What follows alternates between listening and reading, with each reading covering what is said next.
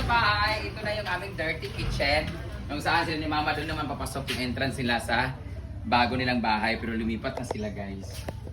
Ayan, nandito pala. Kaya walang nagtatrabaho sa bahay kasi dito kasi.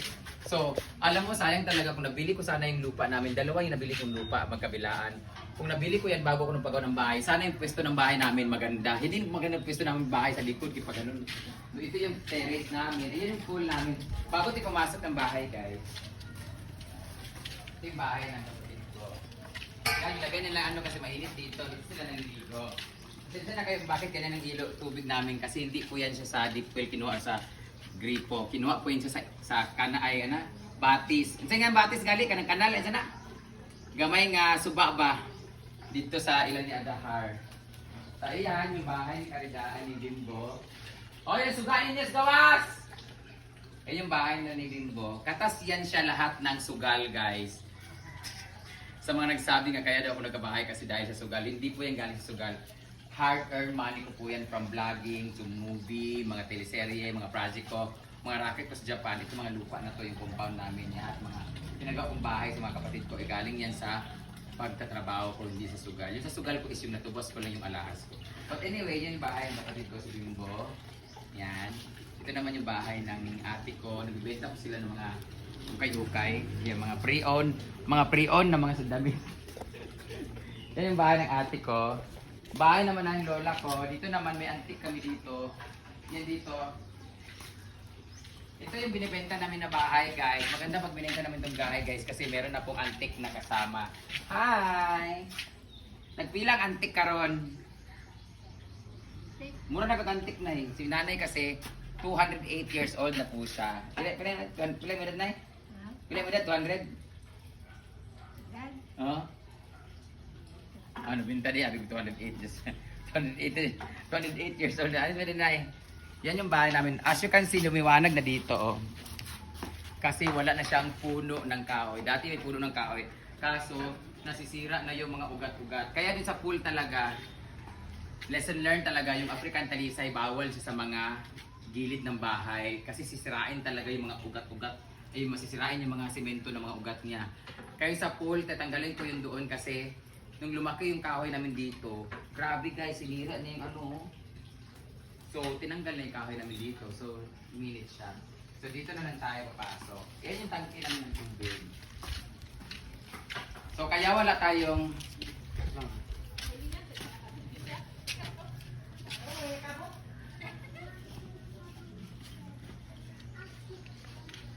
So, welcome to our new house. So, welcome to our new house! New po siya kasi bago po yung kisame namin. Plywood na lang po siya kasi nasira na kasi siya. So, plywood na lang siya. Kaya sa new kasi wala na yung mga sira-sira dyan na mga ano. Lalagay mo camping chair. Eh, Kara ni Oh, para sa jowa ni Kara. Oh, di ba may camping chair sila. Gipalit naman siguro ni Kamanong Gigi. Bago siya kasi guys, wala na yung mga sira-sira dito, ganyan. So kaya pala wala yung trabante namin doon, walang naglalaba. Andito pala, este, oh. Ayan si Monina guys, oh. Kaya walang mga tao doon. Tumanggabis. Si Kari, si David Kulitang nag-exercise. Nga di ba exercise di ay? Ana, di ka nang kuhan sa likod di ay? Oh, na. Ambisyosa pag akong inahan tanawan na di butang-butang sa likod, oh. Dili siya makuan. Yan pala exercise. So, tingnan nyo kung sino pa yung 60 years old, yun pa yung nag-exercise samantalang kami. Ora na kay bayad lang ba? Bago na yung bahay namin kasi puti na yung kulay. May tubig na rin siya, kaya masabi ko talaga na bago yung bahay namin kasi ang lakas ng tubig! Samantalang nung last time, grabe, wala kaming tubig guys. May taas ma? Wala. So dito na sila mama natutulog kasi may nagre-rent na sa kabilang bahay. May meter ba doon? Di ba nagpagawa kasi lolo sa una? Oh, tahan pa. Wala ba yung meter sa Nakutlan una? sila, nakutlan. Sa una, di putlan dito di ay? Oh. Kinaglan, namimut siya. Ito na yung bahay natin guys. Yawa kanina. Ayan. Alam niyo bakit bago yung bahay? Dito tayo. Sabi nila bakit bago. Malagurot namin sa tigilabo. Alam niyo bakit bago yung bahay namin? Kasi pinagmamalaki ko talaga yung gallery ko dito. Tingnan mo naman. Bago. Tanggal naman gali ha. Bago yung ating mga frame. Kakalagay lang nito guys. I love this.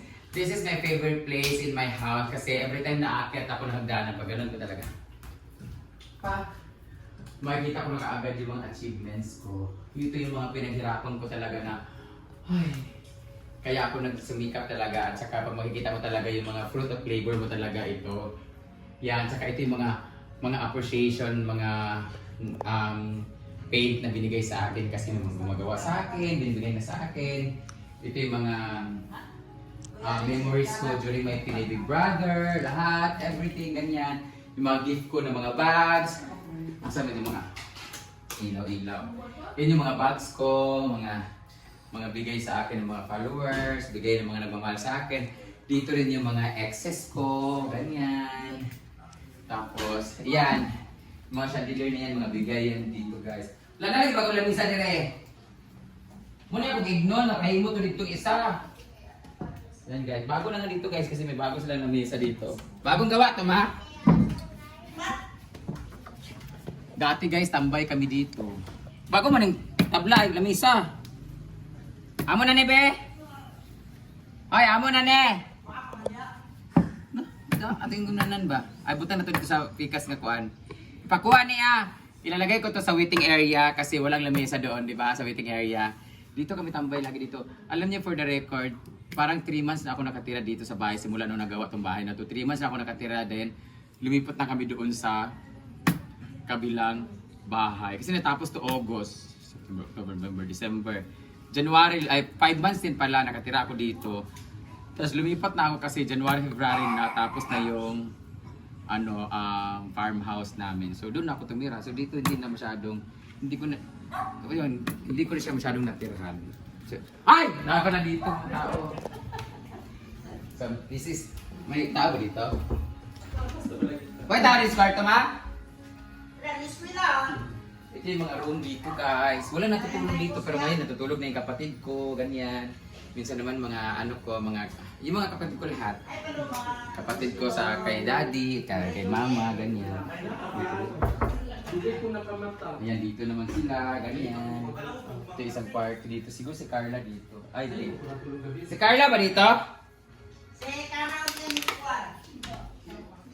Dito naman, guys. Ito yung kwarto ko nung saan minsan dito si mama natutulog. Ito yung kwarto ko na namiss ko talaga hanggang ngayon. Hindi talaga naluma yung kwarto ko. Ang linis-linis pa rin, ang ganda-ganda pa rin. Kasi nga, hindi siya nagagamit. Naalala ko tuloy dito na tulog kami ng ex ko. Irma. Kasi lobat na niya siya ba? Alam mo, pangarap ko talaga magkaroon ng bahay na may sariling tawag nito, CR, ganyan. Mali lang yung pagkagawa ko. Dapat pala yung CR ko doon, banda para maliit. Tapos dito, sobrang luwag dito.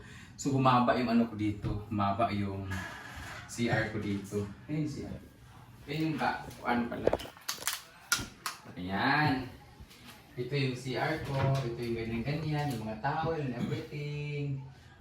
Brett, agad ba kahit mga shampoo din mga toothbrush. Kuha na. Ang dami namin dito guys.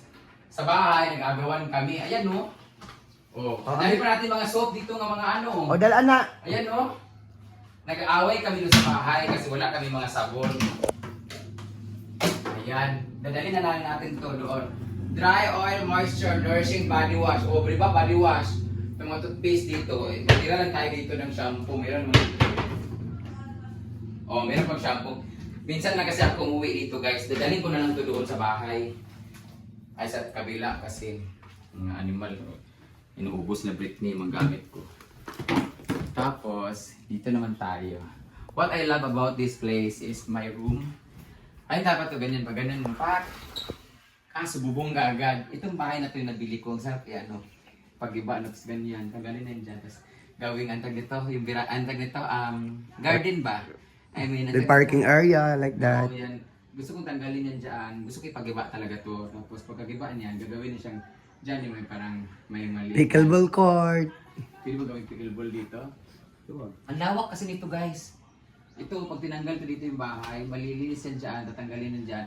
Gagawing garden, ay hindi garden yung landscape ba na ganyan.